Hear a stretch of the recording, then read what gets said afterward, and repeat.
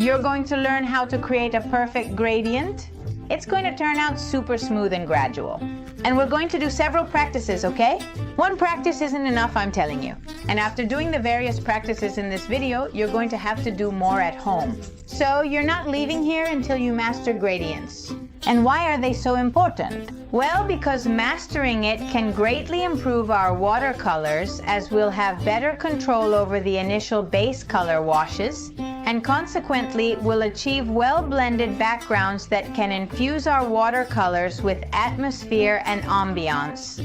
For example, in this watercolor of mine, you can see how the base is created, which will dominate and define the rest of the elements, so it needs to be well executed.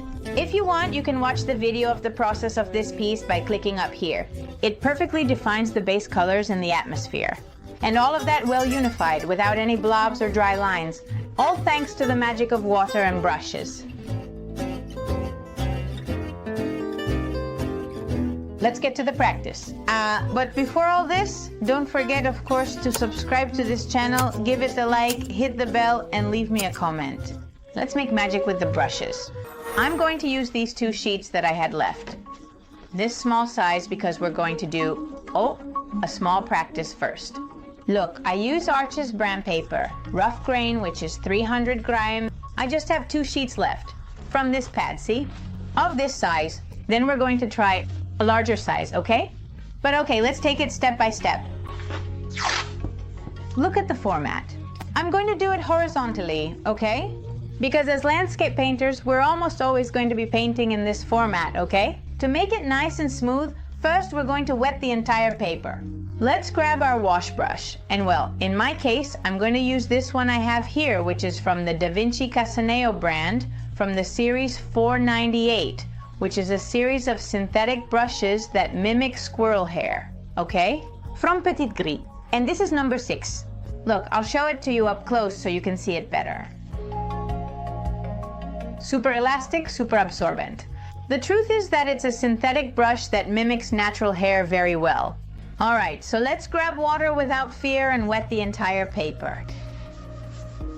I almost have to say to soak it, because otherwise there are people who leave it half done, who are afraid to wet the paper.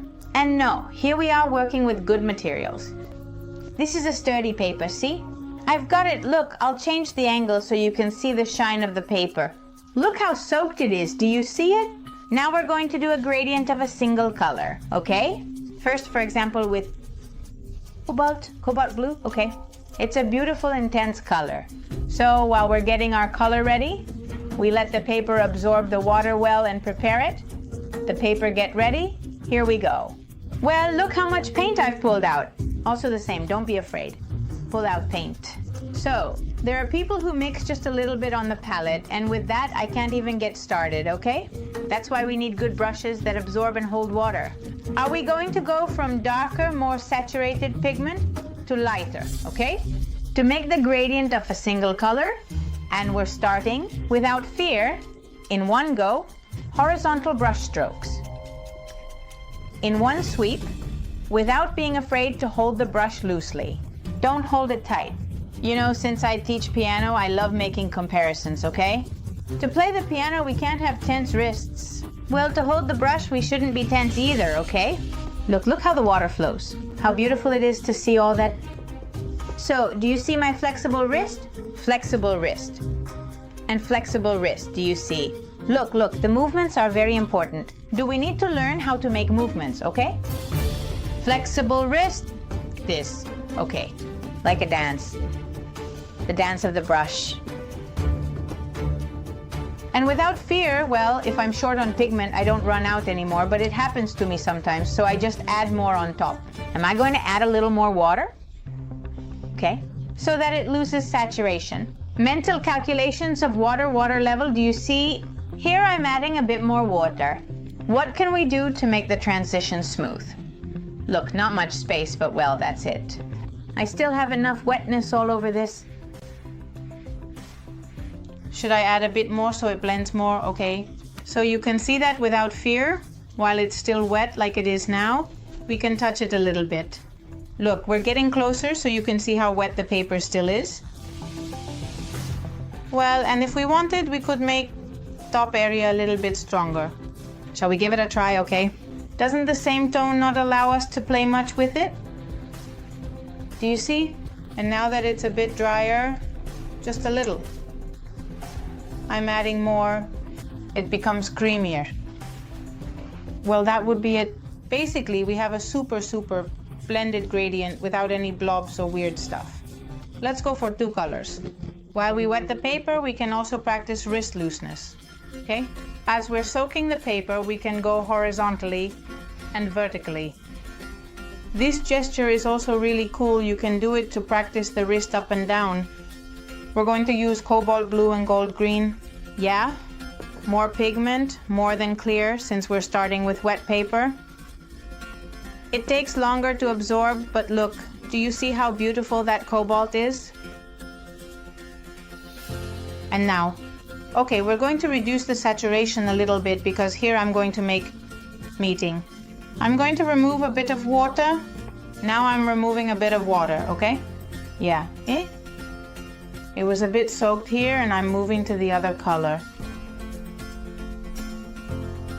All right, so let's just get to it. You see what I mean, right? You understand, don't you? I hope that's clear.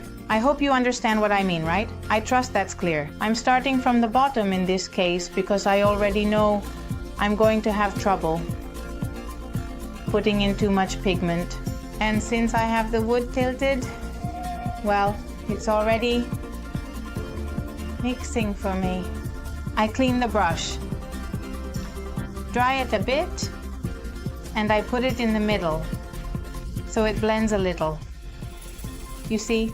That's it.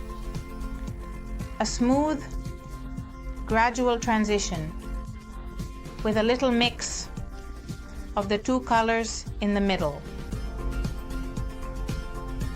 All right, now we're going to do the big practice. Are we going to do 2 transitions? Okay. I'm going to simulate as if I were creating a background for an urban landscape with some sunset and asphalt colors.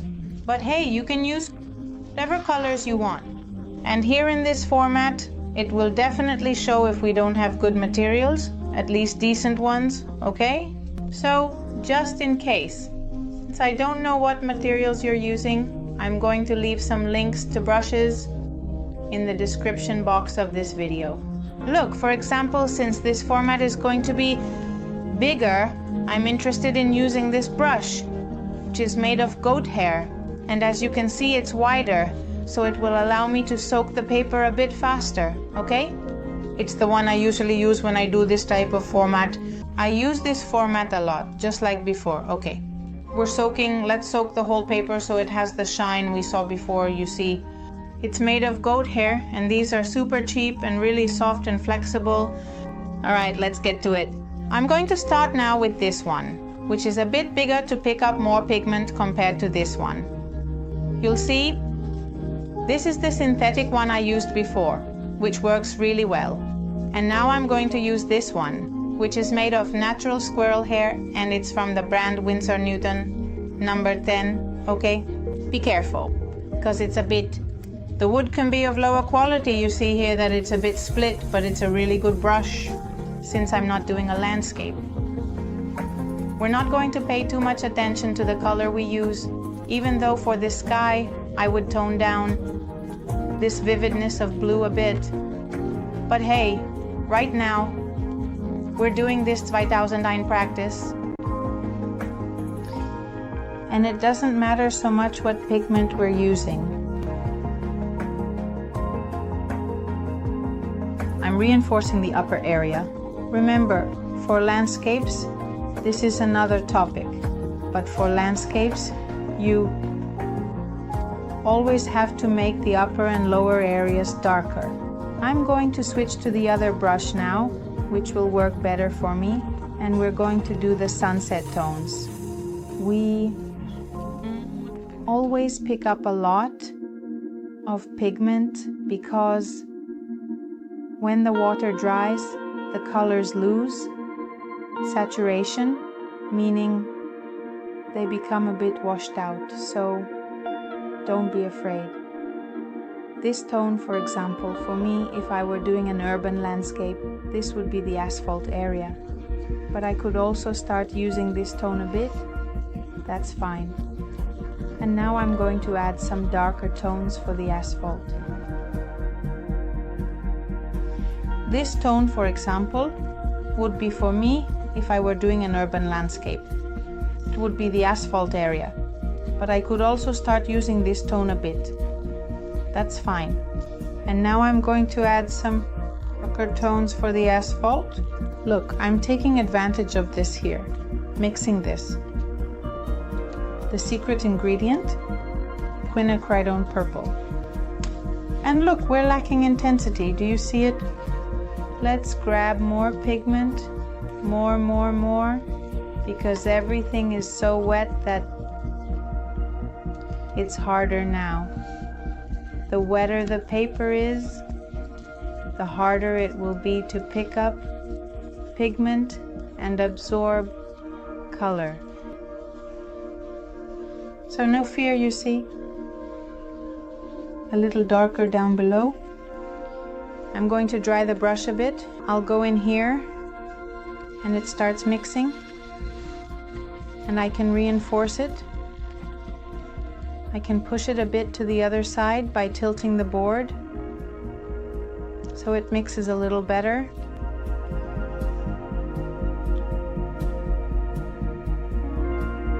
Look now how I've tilted the board and the pigment has spread a bit over there.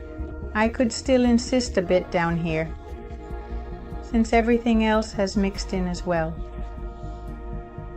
Well, look, I'm insisting a little here, since it hasn't dried yet, and I can work and do things.